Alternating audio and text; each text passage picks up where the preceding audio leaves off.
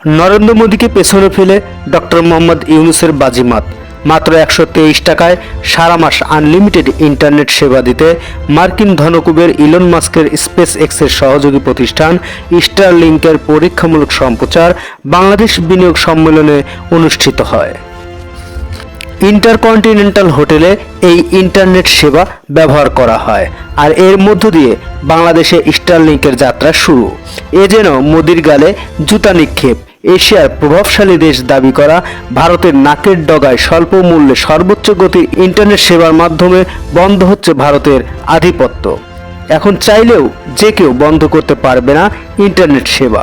উল্লেখ্য, স্বৈরাচার হাসিনা তার সহযোগী মিত্র নরেন্দ্র মোদীর উৎসাহে জুলাই গণহত্যার সময় ইন্টারনেট সেবা বন্ধ করে দেয়। ডক্টর মোহাম্মদ ইউনূসের গ্লোবাল গেমে আবারও ধরাশায়ী চা বিক্রেতা Narendra Modi. Desk news, Jamuna Times.